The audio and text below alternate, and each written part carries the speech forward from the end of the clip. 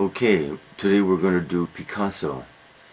Pablo Picasso was born in Malaga, in Spain, on the southern coast, on the Mediterranean, in 1880. Let's say 1880. His father was an art teacher at a school. And so he was encouraged from early on to draw, and he literally painted and drew all his life. All his life. I wonder how many days in his life he did not paint, but I think the number would not be many. And he lived to be 90. I'm not remembering dates very well. That's strange. But let me check real fast. This is part of Dr. Shinsen, my game, that these things are a little bit impromptu. 1881 born, died 1973, so 92 years old. When he was 18, he went... Why don't I just follow this and not guess? Okay. His family certainly moved. Let's see, vacations and okay. The family moves when he's 14 to Barcelona, and there his training is more serious. A better place to learn. His earliest known painting that survives is from when he was 16 years old. Remarkable in itself, really. And he goes to Madrid and spends some time in Madrid too. In 1900, with the new century, that's when he becomes serious. He has a friend, Casagemas, a young friend who also paints. He sells some paintings at 19, and let's see now, I'm sorry, but this, I'd like to get these dates straight. 1901, he returns to Madrid again. I want to know when he went to Paris. Okay, 1902. 1902, he goes to Paris.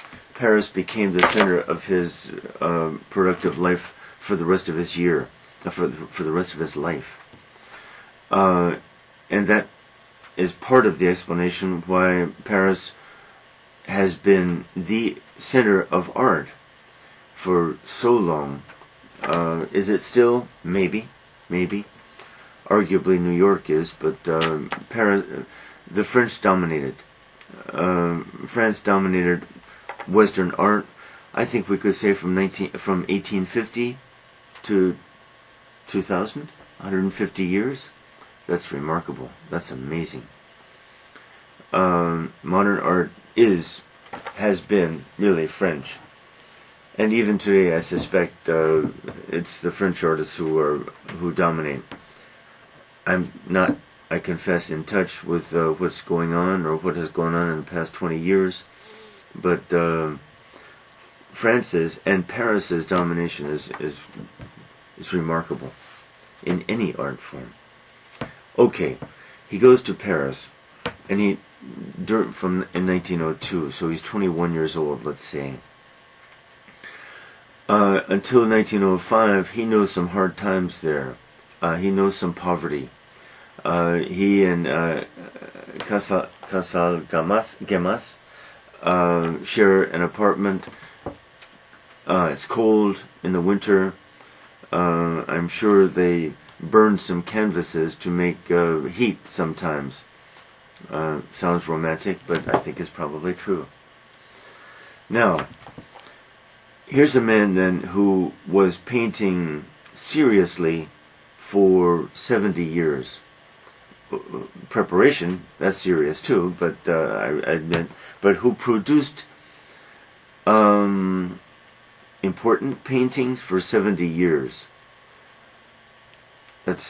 There is no parallel in any art or in any realm of thought to such a thing.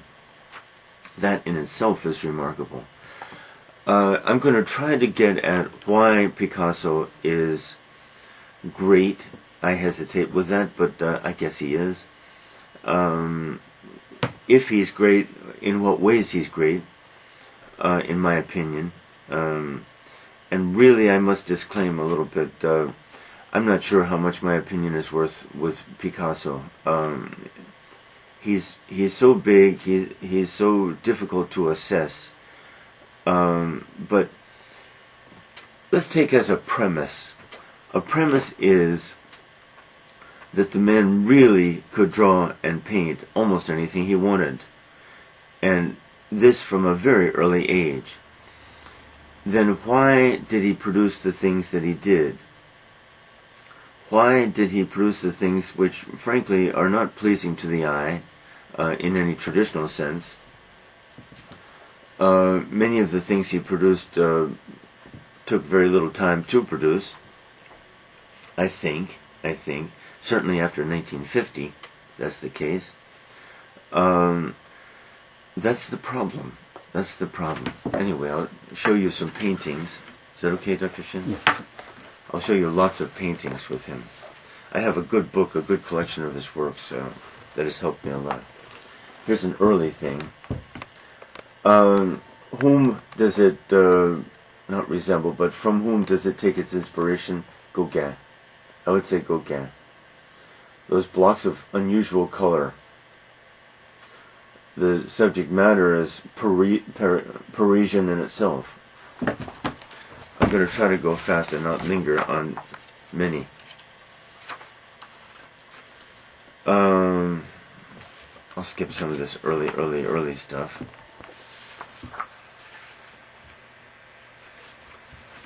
The subject matter, Degas. We've never discussed Degas, but Degas was an impressionist and one of the best. He and Toulouse-Lautrec, whom we haven't discussed, a post-impressionist, often chose interiors. Really, Picasso is an interior painter. He's not an outdoor painter. None of his works has much to do with nature. In that sense, I admire that, I think. And he stuck with that. Now, these strange, mannered people, inhabitants of bars. Really, of these first paintings, many take place in a bar or show a couple in a bar. Now, here's as close as he gets to Vincent van Gogh. The characters, the subjects, the characters are kind of from this nocturnal world, from this strange world. This woman appears to be a dwarf, D-W-A-R-F. But the style here is Vincent, or close to it. The striking of the canvas with the brush to create a block of paint. Now, Cezanne did this too. These are all 1901, and remember, it wasn't until 1905 that Cezanne made his great impression, because in 1905 there appeared the huge exhibit of Cezanne in Paris, of course, which really changed the world of art. His first famous ones belong to what is called the Blue Period, and I'll show these kind of quickly. A couple of them are pretty famous, are quite famous still. This is not quite blue, but you'll see right away. And here's the fully blue, and the most famous blue, maybe. That old guitarist. Notice, by the way, many of these people simply look Spanish. I haven't said that yet, but these people are Spanish. They're Spaniards. They're not French. And it is true, the Spanishness, the Hispanicness of Picasso's people and subjects, I think, is probably true. It's one element of his art. Did he do this on purpose? I doubt it. It just happened. Now, kind of transition. Loves those big bodies, as most artists do. And now the rose period, or pink period. Not quite yet, but you'll see. Oh no, it's still blue. In and out of blue. Sorry, forgot these. I'm going to give you brief looks. Since you'll be watching this on film, you can stop the film anytime and linger on these things. Now, pink.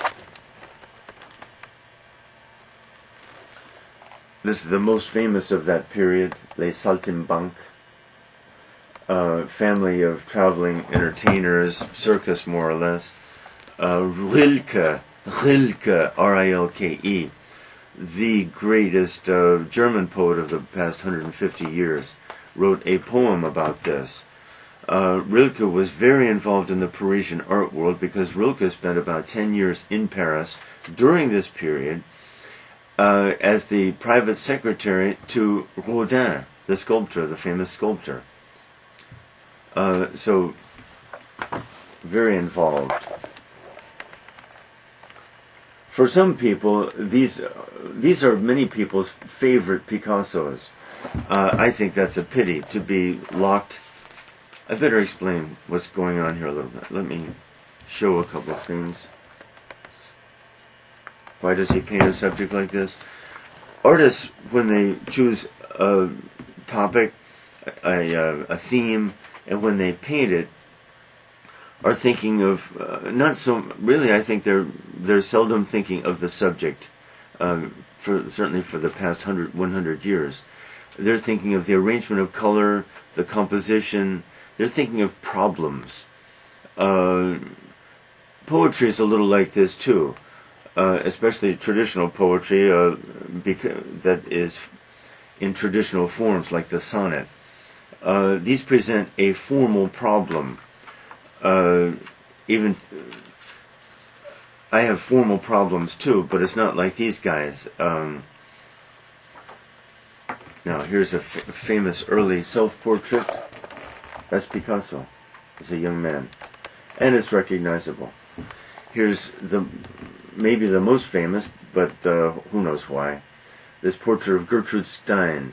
Gertrude Stein was an American novelist living in France with her sister for many years, and she supported the arts. They had money, and she supported Picasso at this early stage. Didn't support him, but bought paintings. 1906. Remarkable. Now, the first important painting that he painted, I mentioned the other day, in connection with Cezanne. Les Demoiselles d'Avignon, the Ladies of Avignon. Now, Avignon here is not the town in southern France. Avignon is a district of Barcelona. I think I was wrong the other day. Not Paris, of course. Of Barcelona, and these women are prostitutes. But what is really important is the influence of Cezanne and those African masks that suddenly appear on these ladies. Now, everyone says the year is 1906, by the way, the year of Cezanne's death. Everyone says that this is about a kind of attempt so similar to Cezanne on the part of Picasso to purge himself of fears of women and sexuality. Maybe. It does. I think that is what the topic, what's really going on in this painting. But we notice that he's breaking form into these geometrical figures more and more. Circles, squares, cubes, triangles, and that's where he's going right now. So this is a hugely important painting in the history of painting. It's leading directly to Cubism. And watch the road that he takes in his time. Cubism is where he's going. And You who don't know what Cubism is can rewind easily after we get ahead, and you'll appreciate these even more. I think the year that he met Braque, Georges Braque, is probably about 1907. Excuse me. Braque, B-R-A-Q-U-E-S.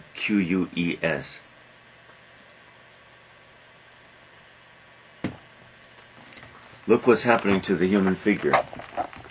The same thing that Cezanne had happened in late Cezanne. Same thing. Picasso is following Cezanne. Now, Picasso was already a fully competent and fully self-confident artist.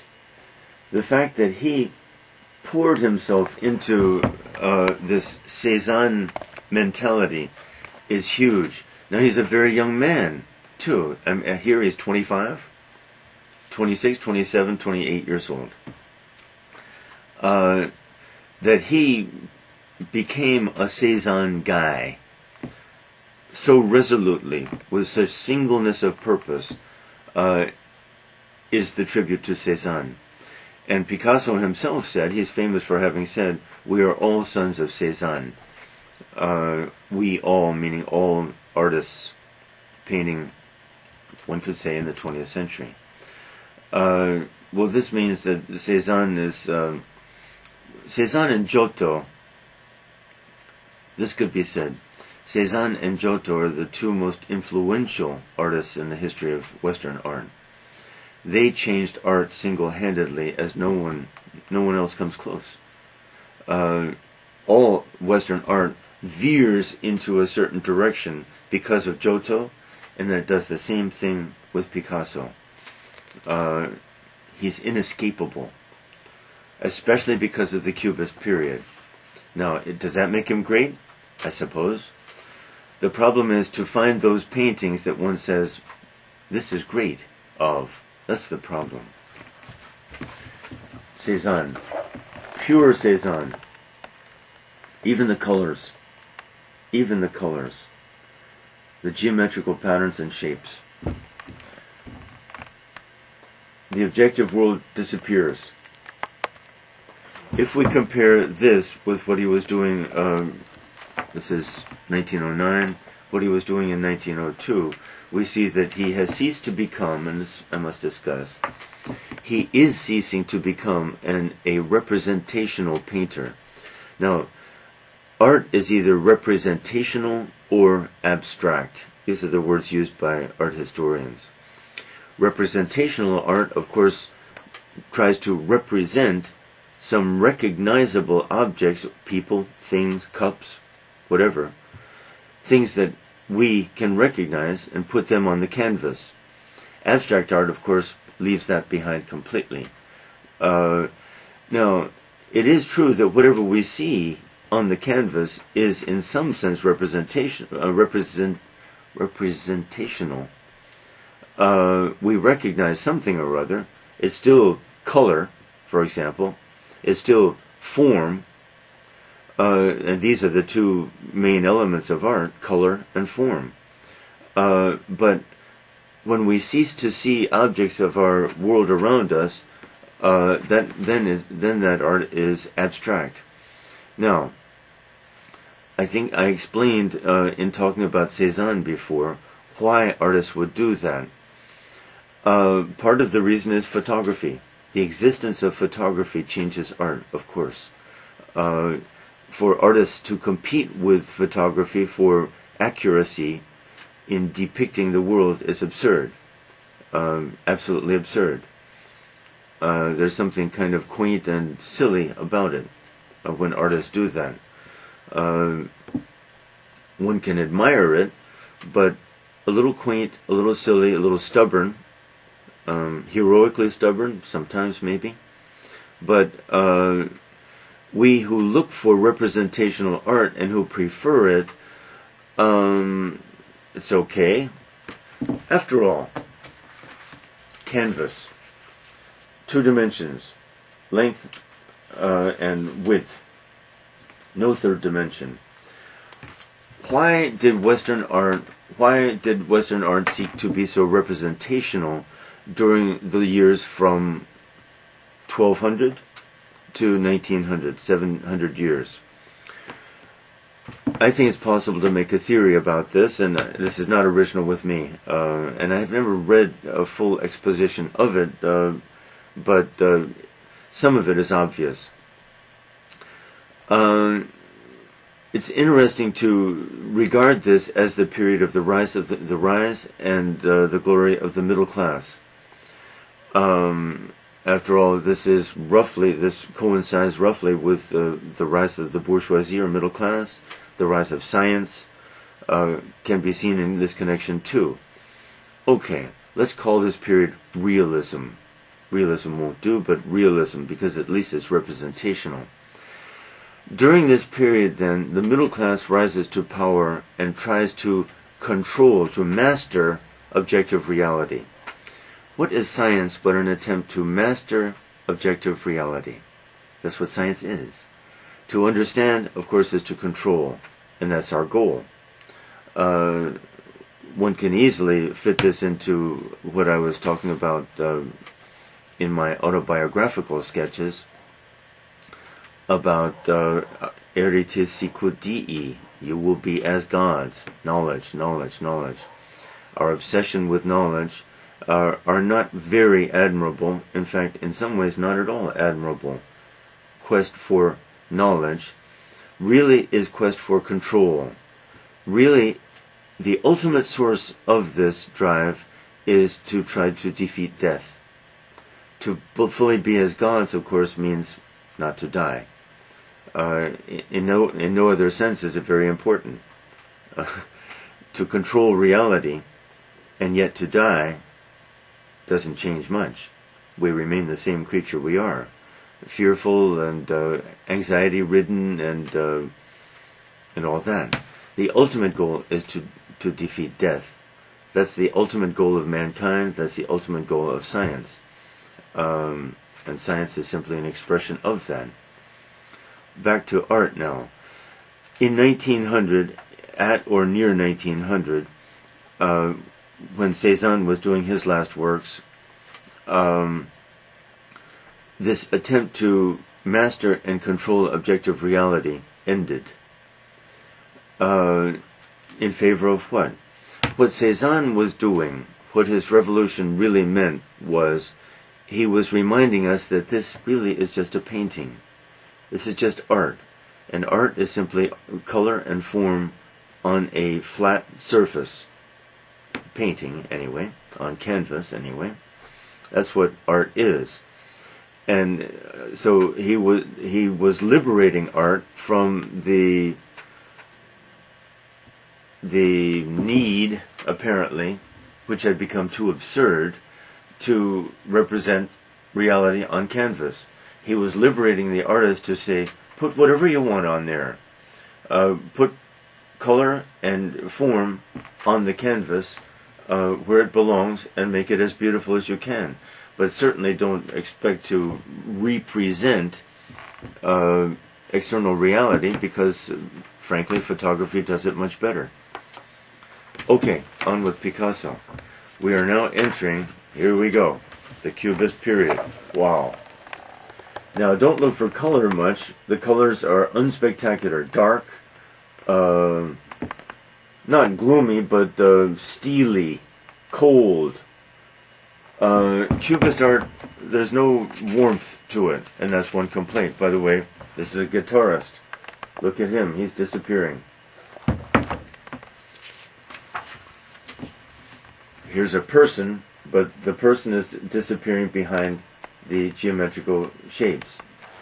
Now, a question. Why would a man like Picasso be so fascinated with this? In my opinion, what he's trying to do is the same thing that Cezanne was doing. Ultimate source of that drive. And this took years for him to... he was involved in this for 5 years of his life. 5 key years of his life. I think he's trying to become classical. He's trying to get control of his emotions. He's trying to reduce... he's trying to become a classic. a classical painter, a classical human being even. What does that mean? What does it mean? To look at it as the opposite of romantic. The romantic or expressionist, which is simply a romantic, there are lots of offshoots of these, but these are the two main drives in art. Romantic, classic. The romantic celebrates emotion, celebrates feeling. Emotion. In one word, emotion. Color. A romantic who is not a colorist, impossible. Love, joy, all these emotions. Sadness. Emotion. Emotion makes life for the romantic. In all fields, not just art, anything else too. The classic celebrates intellect, analytical intelligence.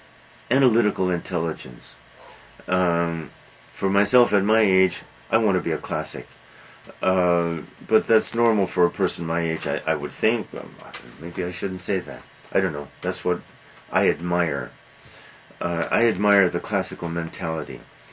And the classical mentality analyzes coolly, perhaps with irony, wit, definitely. Romantics are not witty. Romantics are relatively humorless. That's okay, but I prefer the classic. Now, what other values of classical art? And I'll tell you a few of the artists who are classical. Raphael. Raphael is the classical artist. Cezanne was, in a sense, trying to be like Raphael a little bit. That's an interesting parallel. Who else? Velázquez, the great Spanish painter. Velázquez is a classical mentality.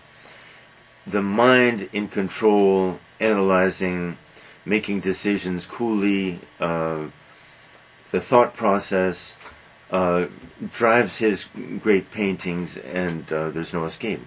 Vermeer, another, the Dutch painter. I'll talk about that sometime because the topic is too big. But a painter, a young man especially, like Picasso, nearing 30, who spends 5 years, 25 to 30, let's say, or let's say 28 to 33, those years of his life, painting these analytical paintings, no celebration of color. This man is escaping from emotion. This man is fleeing from emotion and saying to himself, I'm going to gain control of myself because I know that by doing this, I can do anything. If I surrender to feeling, I don't like that anymore. That's what he's saying, and that's what a cubist says.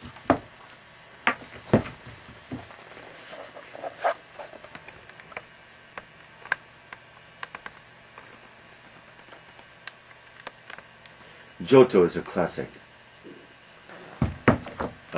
He's possibly the greatest classic. Now, here we go. Now he's going to start doing collage. Koreans seem to know a lot about that.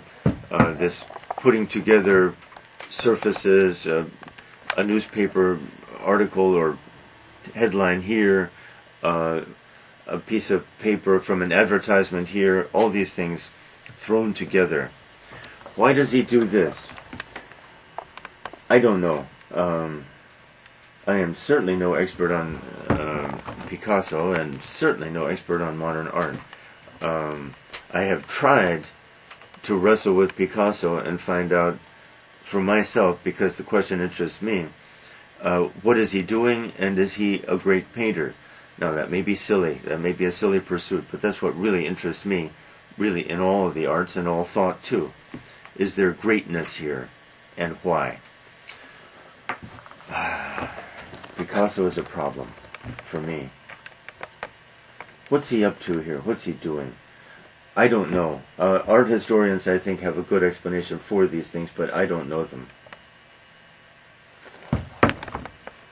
Not that art historians are necessarily right, but they read his letters and they have a record of his conversations maybe, and at least what he is trying to do, or what he is intending to do, Notice the color is gone. Color is gone. But you know, from the start, Picasso was never a colorist. From his earliest paintings, he was never a colorist. He will try to become one later. That's true. But those early things, most of which you've seen already, I won't show them again. But look back. You will not find a colorful painting among these paintings. None. Color does not dominate. And now he's fleeing from color. Okay. I'll just show some paintings here. Cubist, cubist, cubist. And an amusing pursuit is to show some of Braque's paintings too. Georges Braque, his friend. They must have been very good friends during that time. And there are many paintings, I don't know how many, but I bet there are 30 paintings, of which it is very difficult to say which one is by Braque and which one is by Picasso. Incredible. Actually, there has never been... Yes, there has. There have been a couple of collaborations like this. Collaboration... they didn't both work the same piece, so it doesn't quite...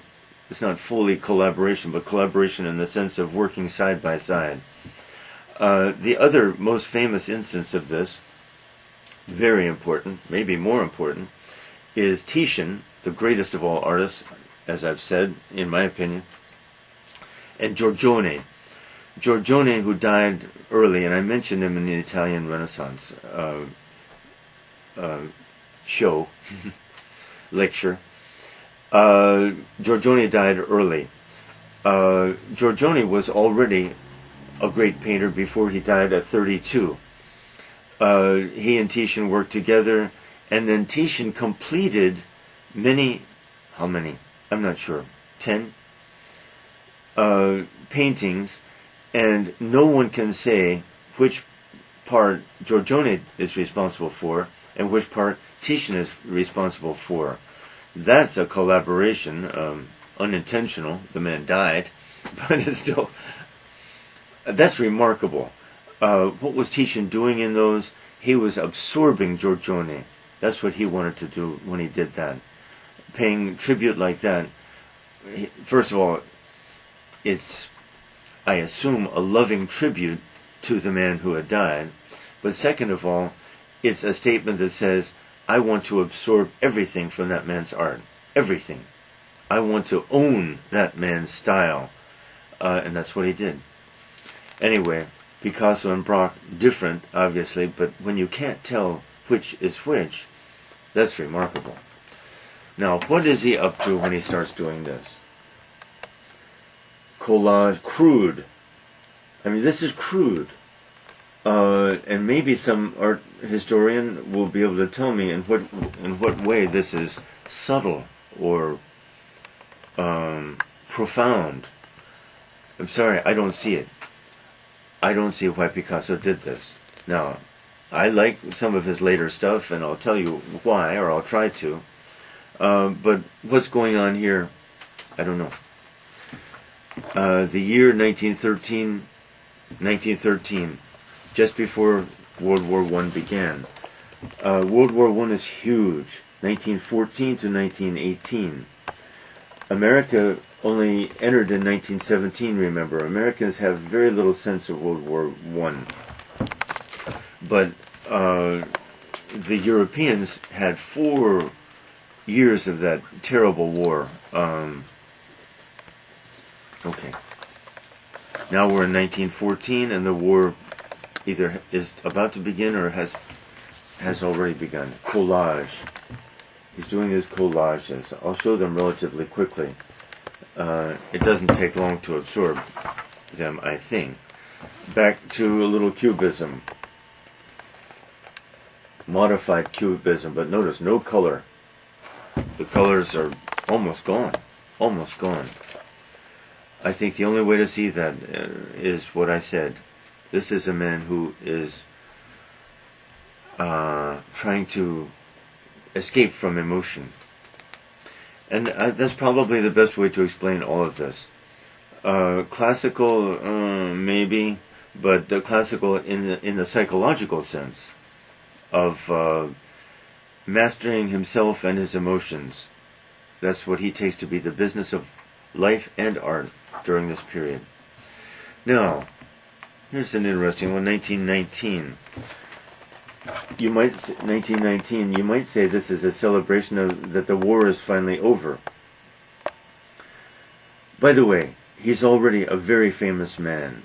Now here's a man who was very famous for, when did he become famous? 1910? He was already a master in 1910, and he wasn't 30. He died in 1973.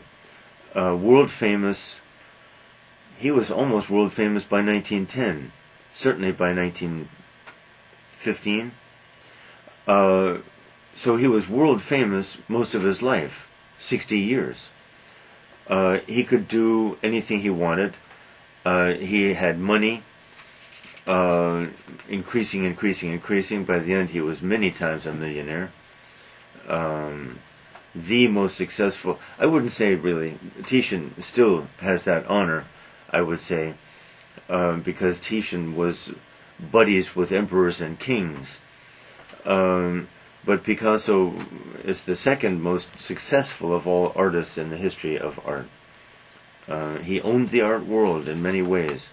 He had some rivals, Matisse, namely Matisse, later maybe Pollock, I don't know, but they were very secondary to Picasso.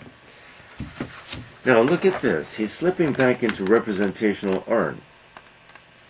A little warmth, though color no. These are important paintings, I would say, because they reminded us that, after all, if he had wanted to, especially one like this was one of his wives, second wife, I think. They remind us that if he had wanted to paint traditional representational art, of course he could have. He could paint anything. With his training and his skills, he could paint anything he wanted to. And that is the biggest element in any evaluation of Picasso, for people like me anyway. And I'm no expert, and I'm really not very sophisticated in where Picasso is concerned, not at all, even though I've tried. But when you consider that this man could paint anything, but chose the styles that he did, I haven't said this yet, but it's the single most important thing about Picasso.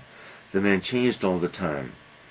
If one tries to divide his career into periods, and one can do that, 10, 12 periods, what?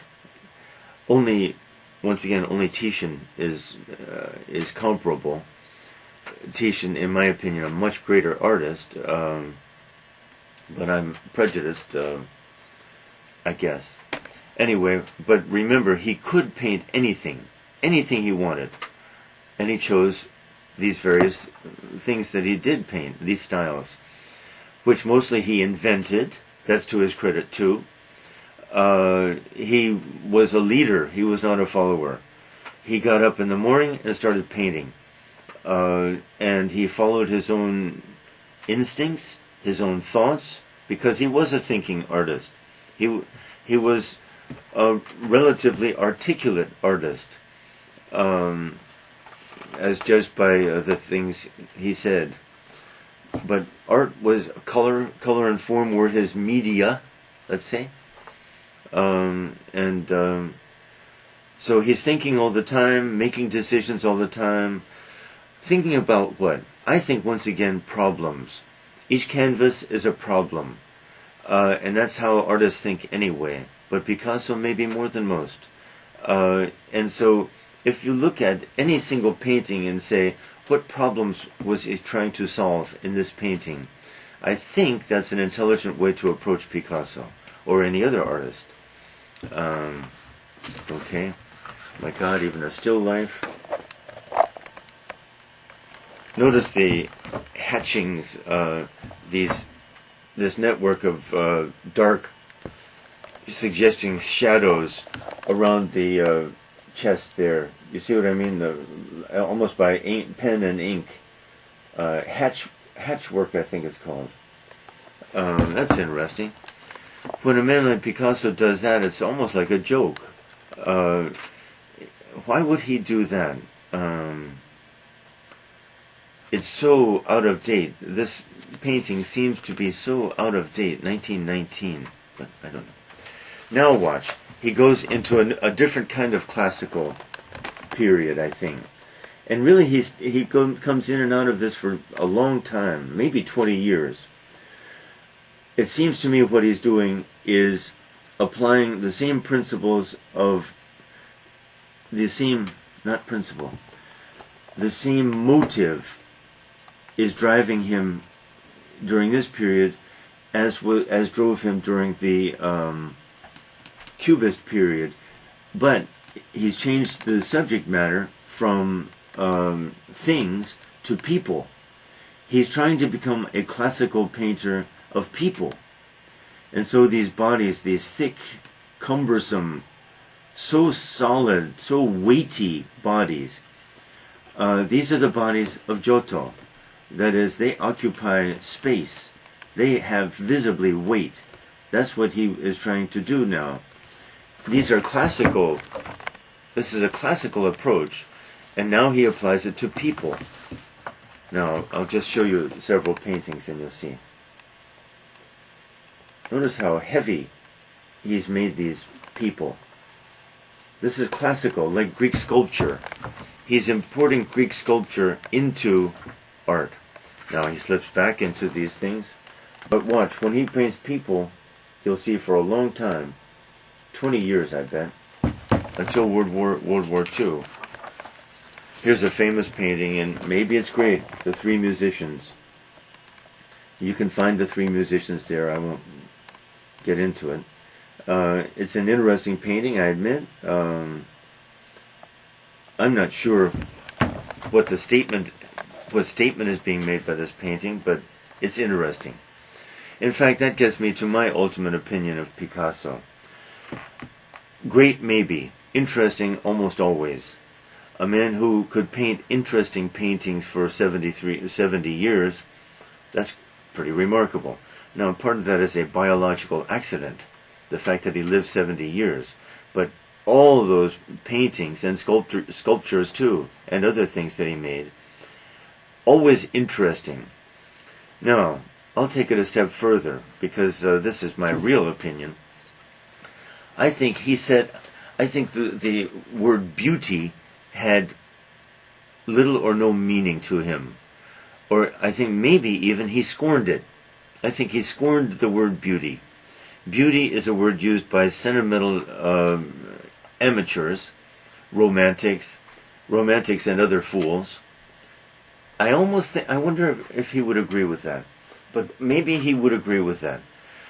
Certainly, I don't see any attempt to approximate to what we call beauty in any traditional sense. And I almost think he would have been disgusted if anyone had called any single painting of his beautiful. He was not interested in that. Now, in my opinion, many of Cezanne's are beautiful. Vincent, maybe, beauty wasn't too important. The style seems to contradict it. Cezanne, it's possible to say that Cezanne is the last painter. I wonder if this is true. Cezanne is the last painter who painted beautiful paintings. But this is a mark of Cezanne's real greatness, because he rose above everything. Classical intellect and beauty. Well, this makes him one of the giants. And as I told you before, for me, the kings of art history in the Western world in painting have always been Titian, Rembrandt, and Cezanne. But I sort of recently, through Dr. Shin's the opportunity to talk about this, I have moved Cezanne for me into the second category, along with Giotto and Velázquez, Raphael, because he didn't deal with deeply human problems. He avoided deeply human problems. He was concerned about art and his own adventure with art. I want a person, Rembrandt as such, who uses art as a medium to get at something deeper, something profound. Cezanne is not that man. Titian is, and Rembrandt is, in my opinion. Okay. I'm going to get to more of these classical figures. Beautiful, the word is irrelevant. The word is irrelevant in Picasso, in my opinion. And it's not irrelevant because it's not accidental. He wanted it to be irrelevant. Now, a couple of these famous romantic paintings. What's a Picasso doing painting this? I almost think he painted it for one of his children. In other words, it's almost a joke that it be in a serious art book. Maybe that's true. Look at the colors, the traditional subject matter, the traditional pose. It's interesting. It's done quickly. The outlining of the figure, you can see the dark outlining of the figure. That's not always a sign because all of Picasso's are like that. But probably done in haste. Okay, I'm going to show some others. What year? Excuse me. We are now 1923 only. Oh. He still lived 50 more years. 50 more years beyond this. Already so famous. Mostly in Paris. I better skip some. We're running out of time. This sentimental thing. His own child. Most people who are not very interested in art love things like that, but really it's a sentimental piece of trash. Even I would say that. Okay, now here's Picasso, maybe quintessential Picasso. Beauty? No. Picasso is abrasive. I would make that statement. Picasso is abrasive, like sandpaper. He's in your face. He's in our face. He's saying, this is what I wanted to paint. I had some problems that I tried to deal with or overcome in this painting. Whether you like it or not does not interest me at all. Good, thank you. I spent too long on the early ones, but that's okay. Let's talk about Guernica. There's a full, this will challenge you in your photography, Dr. Shin. There's a full page fold out here. 3 pages. Wow. Want to take it from left to right, maybe? Uh-huh. I'll kind of move it past your... Try to slow down here.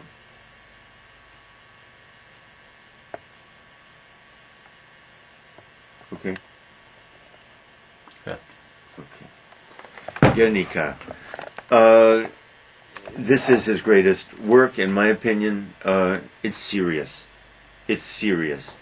And artists don't find or take the opportunity to paint such serious things often. And as far as I know, Picasso didn't. It's a stroke of luck, almost luck, that the topic fell into his arms, that he embraced it, that he produced a great work, a significant work, and that it's about such a serious topic at a serious moment. All this coalesces, all this comes together in Guernica. First of all, Guernica is still a small town in what is called Basque country, Basque. Now the Basques have their own language. They are an ancient people. Basque country occupies part of northern Spain and southern France. Now this is political. Politics is involved here, and we must mention this.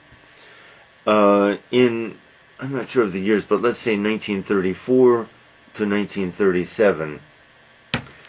These were the years of the Spanish Civil War. And this Civil War was fought between basically Generalissimo Franco, General Franco, who was the general of anti-democratic tendencies, and the opposition were the Republicans, let's say, who obviously favored a democratic form of government. The armies of Franco won the war, and Franco became the dictator of Spain for long time. How long? 40 years?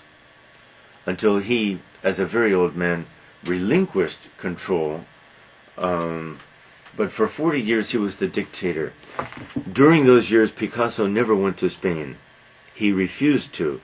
He was invited, after all, the most famous Spaniard of his time, of his century. He refused to, because he was a sincere believer in democracy, and he hated Franco, and he hated everything that Franco represented. Okay, during that Civil War, Franco teamed up with Hitler. Hitler, who had taken control of Germany basically in 1933.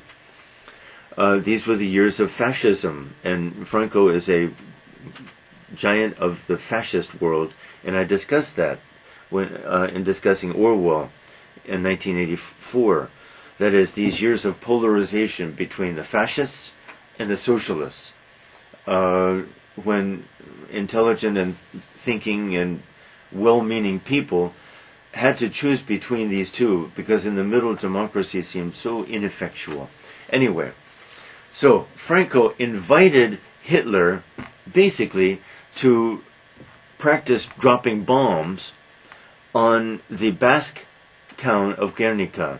The Basques have always resisted the Spanish government and even the French government. The French have allowed them a little more autonomy.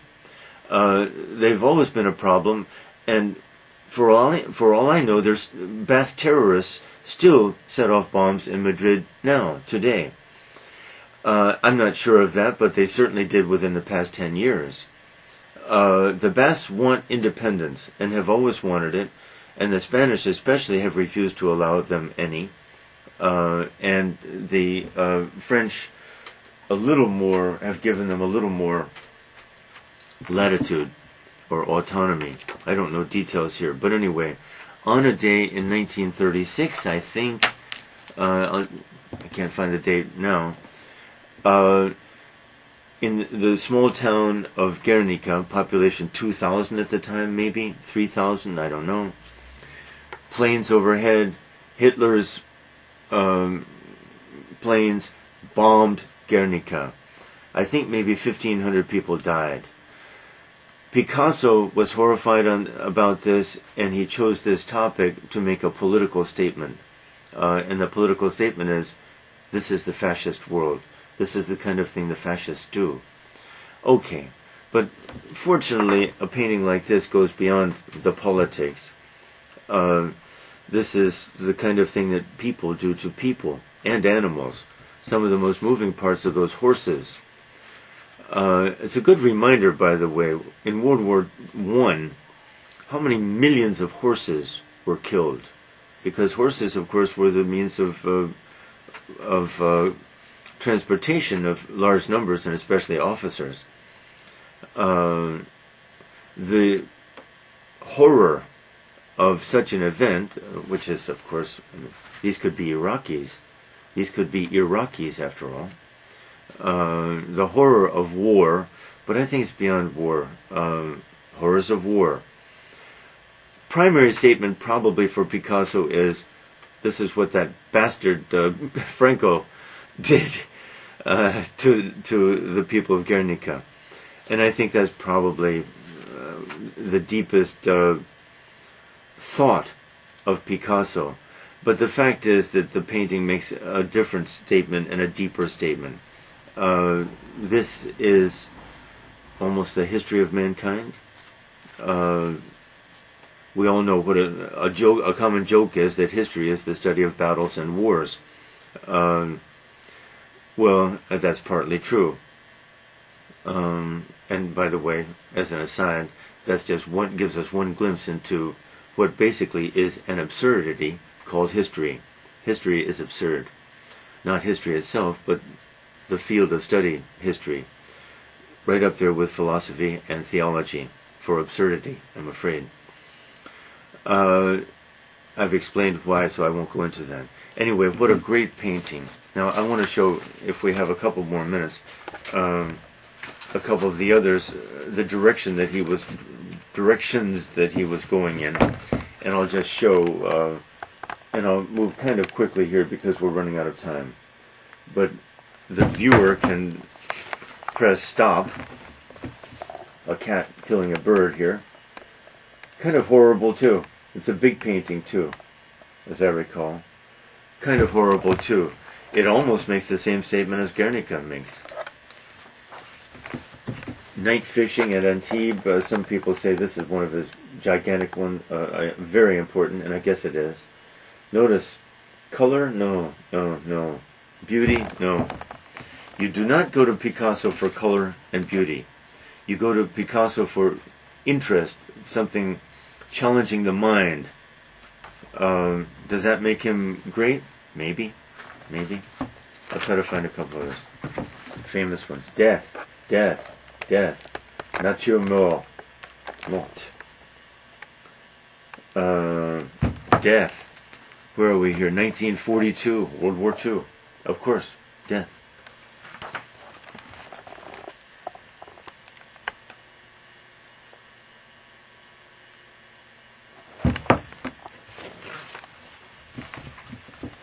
Wow. Interesting. Interesting, I admit. All of these are interesting.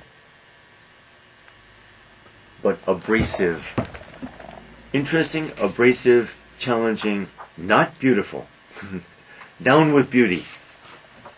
Down with beauty.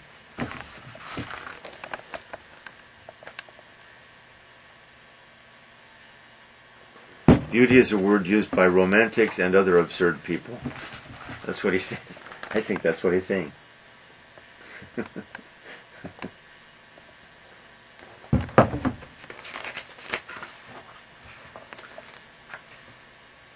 Once again, just to reiterate, when one looks at a Picasso, one has to say, what was the challenge that the man had presented to himself in this painting?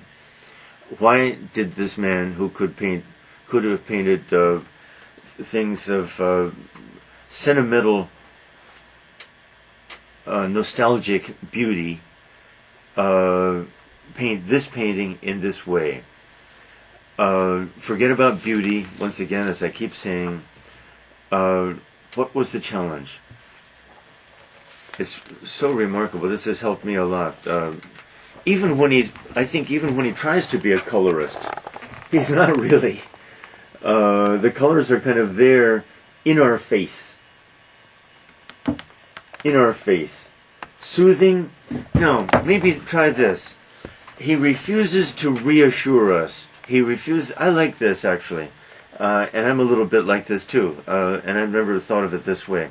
He refuses to reassure us and tell us that the pretty world that we want to believe in, that inferior, simpleton artists present to us, he refuses to allow us to believe in such a world. He says, that's all nonsense. That's a serious message. That's a great message, even. I respect that. He's not a realist in any sense of the word, unless intellectually he is. He refuses to reassure us. Sculptures, significant sculptures, very influential, but that's just because his name was so big that whatever he touched drew public attention. And, boy, not many, huh? Only 2 pages of sculptures. Okay, I guess that's it. I hope I've helped you understand this man a little bit, or given you some things to think about when you look at a Picasso.